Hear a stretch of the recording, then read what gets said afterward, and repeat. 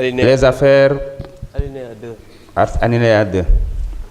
Après la lecture du rapport, un député par groupe parlementaire, un député non inscrit peuvent proposer une question préalable tendant à décider qu'il n'y a pas lieu à délibérer. Allez-y. Merci beaucoup, Monsieur le Président. Monsieur le ministre de l'Intérieur, vous êtes envoyé pour sauver la soldate. Monsieur le Président, moi je pose cette question préalable pour dire pour moi qu'il n'y a pas lieu de délibérer et je vais m'expliquer. Monsieur le Président, pour moi ce projet de loi porte 3 graves tromperies. La première grosse tromperie concerne la criminalisation promise par le PASTEF une fois au pouvoir. Pour toute réponse, on nous répond que de notre temps, nous l'avions refusé. Mais parce que tel n'a jamais été notre engagement, contrairement à vous, qui aviez dit aux Sénégalais que l'homosexualité sera criminalisée. D'ailleurs, votre guide des illusions l'avait annoncé. Ne pas tenir cet engagement, c'est se renier, comme du reste, la promesse que vous aviez faite d'abroger la loi d'amnistie. Vous vous êtes rabattu sur une interprétation qui avait été rejetée par le Conseil constitutionnel. La deuxième grosse tromperie porte sur le fait de dire aux Sénégalais que la peine de 10 ans peut être prononcée comme en matière criminelle. C'est archi faux. Les 10 ans sont le maximum de la peine en matière délictuelle. Il est rare que le juge aille au-delà de ce plafond pour un délit. En matière criminelle, c'est une peine courante. Sans compter que la solennité des chambres criminelles, cour d'assises, rend le procès plus grave, plus solennel et les peines prononcées plus fortes. Vous le savez mieux que nous tous, Monsieur le ministre. Troisième grosse tromperie est que, sous prétexte de punir la délation, on protège ici, dans ce projet de loi, les homosexuels. On se met à punir celui qui l'a dénoncé, comme pour faire peur à l'opinion et rendre ainsi difficile la dénonciation du délit. La conclusion est que, sous prétexte de cette nouveauté de la loi, on a rendu l'homosexualité permissif au Sénégal. C'est exactement ça l'agenda LGBT. S'il y a un gouvernement, Monsieur le ministre, qui a aujourd'hui l'agenda LGBT en poche, c'est votre gouvernement. Parce que vous-même, au lieu, vous pouviez peut-être dire qu'on va alourdir. Oui, là on allait comprendre, mais vous protégez aujourd'hui les homosexuels. Vous allez nous dire, oui, on a amené le projet de loi 2 fois ici, mais vous l'avez rejeté parce que ça n'a jamais été notre engagement de criminaliser. Alors que vous, votre Premier ministre, avez pris l'engagement de criminaliser. Tay yalla daf ñu atté ak sénégalais yu bari yu nekk fi ñoo xamné ñi ngi àndoon ak tay ñi nga xamné ñoo fi nekk tay dans l'opposition nan Macky Sall dafa bëgg daganal góor jigéen Sénégal alors que lui, devant le monde entier, avec des dirigeants qui ont été là et plus forts, la taxaw ne leen tant que maa ngi nekk président Sénégal duma criminaliser wala ma duma écoutez, tant que maa ngi nekk non ce que je dis président il faut arrêter le micro, il faut arrêter président, il faut arrêter le truc. Voilà. Tant que maa ngi nekk président Sénégal duma daganal li may wax ay li may wax. C'est bon, s'il vous plaît. Voilà. S'il vous plaît, chers collègues. Chers collègues, yéen xam ngeen ne seen 130 yi ngeen nekk mun leen ma perturber. Dama bëgg ngeen dal. Dama ne li may wax même bu fekkee da ngeen di crier, les vidéos sont là. Tant que maa ngi nekk président Sénégal duma légaliser li nga xamanteni moy góor jigéen Sénégal, c'est ce qu'il avait dit.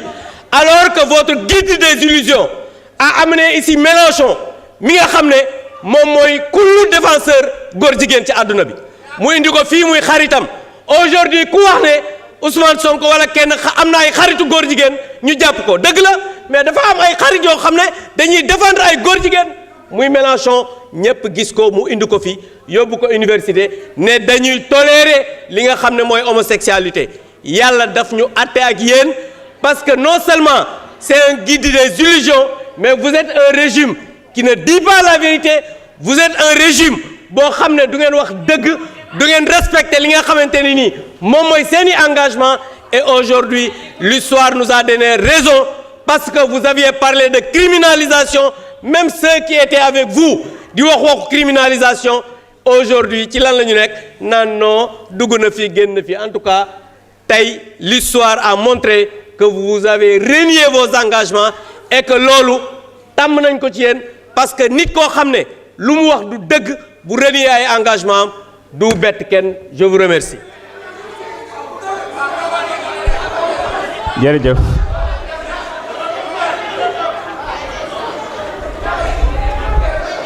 C'est bon. Dama bëggoon s'il vous plaît chers collègues ñu yeggale liggéey bi am na solo lool. Dama bëggoon rappeler rek alinéa 3 article 83 ils peuvent motiver verbalement leur demande sur laquelle ne peuvent intervenir que le président et le rapporteur de la commission saisie au fond, le représentant du président de la République ou l'auteur de la proposition de loi.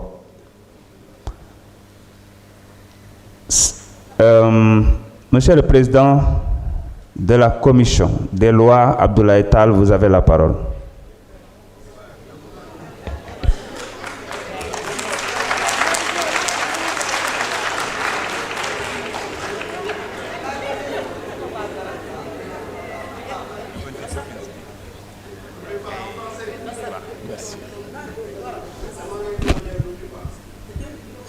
Je vous remercie, Monsieur le Président.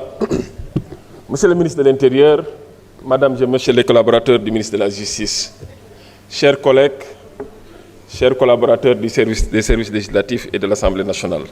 Assalamu alaikum wa rahmatullah. Monsieur le Président,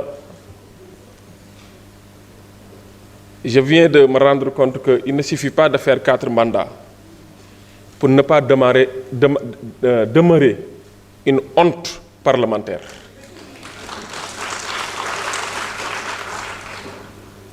Aujourd'hui, la personne qui vient de parler vient de nous confirmer qu'en lieu et place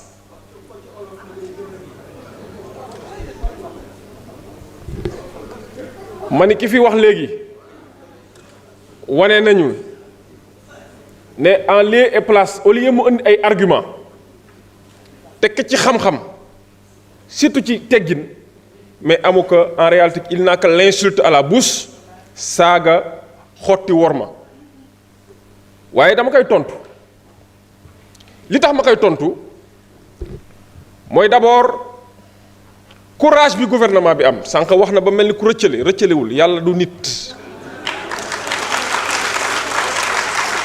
yalla du nit bu doon yeen ak yeen rek ay mariage sa di ngeen ko gis ci mbedd mi ñaari tour yi ba ñetti tour waye yalla du nit bu doon yeen ak yeen rek Sénégal ne sera jamais un pays moralisé mais alhamdulillah sunu kilifa diine yi sunu kilifa aada yi ni ñu armée mu nekk défendre les frontières tey jii dañoo érigé wu en bouclier nekk de véritables sentinelles pour défendre l'intégrité de nos valeurs sociétales. may rendre hommage waa ànd sàmm jikko yi ak organisation yi nga xamante ni ñoo àndoon porter combat bi depuis le début may wax am na ko fi wax léegi naan diw dafa am ay xaritu nangam pourtant am na benn président de la république bu jógoon réewam ñëw fii fekk fi suñu président de la république naan kaan dama bëgg nga daganal mariage góor ak góor ak jigéen président bi mu fi fekkoon bu doon am na fit gëm réew mi gëm valeur réew mi gëm identité culturelle réew mi dina ko répondre réponse bu leer waaye pare guñu du ko wax mais tey jii nag dañ leen bëgg xamal ni loolu du fi mus a am incha allahu rabbi bi si des mooy dañuy def ay amalgame naan way yéen a prometté doon criminalisation lu tax bàyyiwu leen demu leen ci criminalisation di ñëw ci délictualisation maanaam reste ci délit may wax ni ki fi jóge léegi ba muy wax ba mu fi nekkee président de la commission des lois bokkoon na ci ba njëkkee andi projet pour criminaliser moom moo ko gàntanaloon te ñun dañoo def ay choix ne criminalisation peut être même une entorse une entrave à l'objectif poursuivi maanaam li ñu séntu woon mooy mbir boo ko bëggee dissuader di nga ko def ci façon boo xam te ne nit ku ñu jàpp dinañ la àtte respecter sa àq ak sa yelleef waaye képp ku ko tante wala nar koo tante dinañ fexe ba boo gisee daan yi ci am doo ko def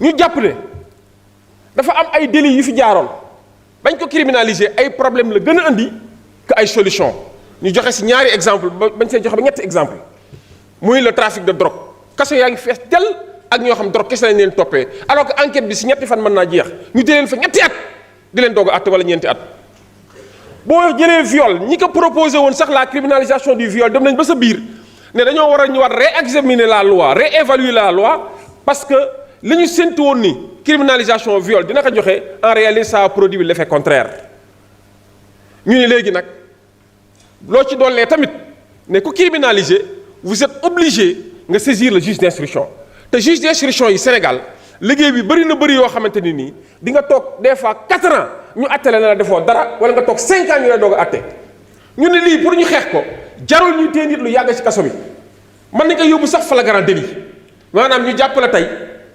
gannaaw suba ñu atte la wala dans une semaine ñu atte la wala dans 6 mois ñu atte la te bu ñu la attee du tere daan yi nga xam ne mooy daan yu sévères yi dina la dal ba ëllëg ci biir kenn koo xam te nii jéem na woon jéem wala muy toppandoo wala muy en tout cas moo waree xar kanam goo xam ne dañuy xam ni kii fi mu jëm baaxul lii dina ko dissuader mais dañ ciy dolli leneen mooy ñi nga xam ne ay ponkal nañ te xam na bu baax li muy wax ay ponkal yu fi nekkoon di jàpp ci suuf di jàppale gars yi di leen dooleel ñooñ tamit li gars yi di wax sama xarit di naan traqué di leen traqué